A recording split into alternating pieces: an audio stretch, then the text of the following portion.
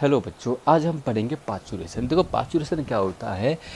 Foetus और placenta का mother की बॉडी से, मदर की वूम से बाहर निकल जाना कहलाता है पाचुरेशन। तो देखो, expansion of product of conceptions. अब प्रोडक्ट ऑफ कॉन्सेप्शन का मतलब क्या होता है, फीटस प्लस प्लेसेंटा, इन दोनों का ही मदर की वूम से बाहर निकल जाना कहलाता है पाचुरेशन। ठीक है, डिलीवरी।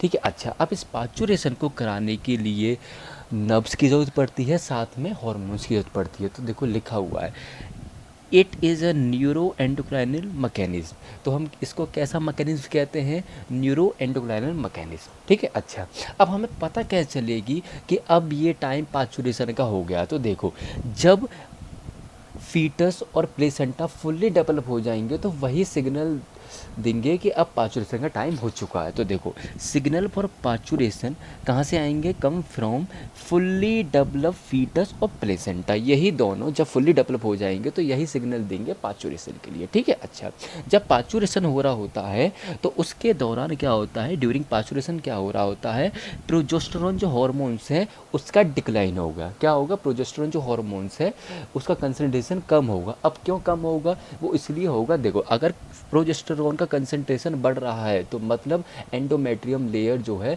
वो अच्छे से बन रही है। और हमें ये बात पता है कि एंडोमेट्रियम मेम्ब्रेन के अंदर ही फीटस और प्लेसेंटा डेवलप हो रहे होते हैं। अब हमें एंडोमेट्रियम मेम्ब्रेन से फीटस और प्लेसेंटा को बाहर निकालना है, तो उसके लिए सबसे पहले हमें एंडोमेट्रियम लेयर को क्या करना पड़ेगा, ब्रेक डाउन करना होगा। और जब ब्रेक डाउन होगा तभी हमारा फीटस और प्लेसेंटा यूट्राइन कैविटी से बाहर निकलेगा। लेकिन अब एंडोमेट्रियम लेयर को ब्रेक डाउन करने के लिए, सेट आउट करने के लिए क्या करना पड़ेगा, हमें प्रोजेस्टेरोन जो हार्मोन्स है उसका कंसंट्रेशन क्या करना पड़ेगा, कम करना पड़ेगा। तो बात समझ में आ गई कि पाचुरेशन के टाइम पे प्रोजेस्टेरोन का कंसंट्रेशन क्यों कम होता है, ताकि एंडोमेट्रियम लेयर ब्रेक हो जाए और उसमें से फीटस और प्लेसेंटा बाहर आ जाए। ठीक है, अच्छा, दूसरा काम क्या हो रहा है, पूरा होता है, जो प्रोजेस्टेरोन ईस्ट्रोजन है उसका कंसंट्रेशन बढ़ रहा होता है। क्यों, क्योंकि देखो, मायोमेट्रियम लेयर होती है यूट्राइन कैविटी के अंदर, उस पे लगे होते हैं ऑक्सीटोसिन के रिसेप्टर। क्या लगे होते हैं, ऑक्सीटोसिन के रिसेप्टर।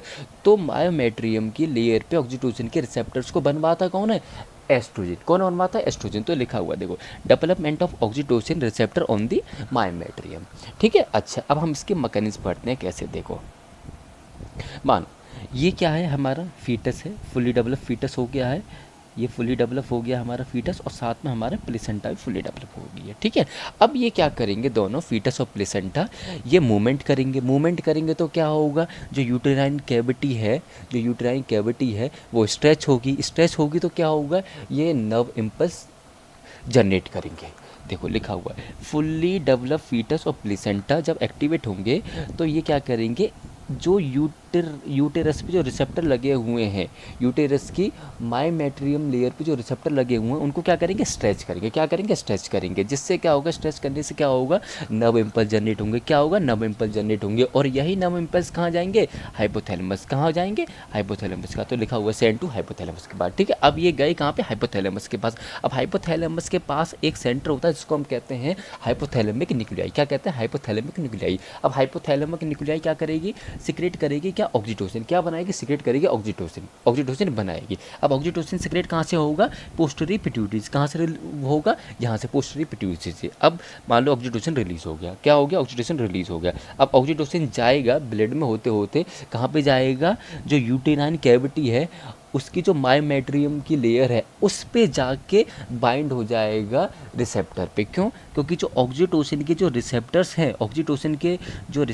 हैं वो कहाँ पे प्रेजेंट है, मायोमेट्रियम लेयर पर। तो देखो लिखा हुआ, ऑक्सीटोसिन रिलीज हुआ पोस्टरी पिट्यूटरी से, अभी कहाँ जाएगा, गोस, और ये कहाँ जाके बाइंड हो जाएगा, bind to the receptor of present on myometrium पर। जो मायोमेट्रियम पर जो ऑक्सीटोसिन के रिसेप्टर हैं उन पे जाके बाइंड हो जाएगा। अब बाइंड होने से क्या होगा, अब ऑक्सीटोसिन क्या कराएगा, मायोमेट्रियम लेयर को कॉन्ट्रैक्ट करवाएगा। क्या कराएगा, कॉन्ट्रैक्ट करवाएगा। कॉन्ट्रैक्ट जब मायोमेट्रियम लेयर जो है ये, जब ये मायोमेट्रियम लेयर कॉन्ट्रैक्ट करेगी तो क्या होगा, हल्का हल्का पेन होगा। तो देखो लिखा हुआ है, अब ऑक्सीटोसिन बाइंड हो गया मायोमेट्रियम लेयर से तो क्या होगा, हल्का हल्का कॉन्ट्रैक्शन होगा किसका, यूटेराइन वॉल का।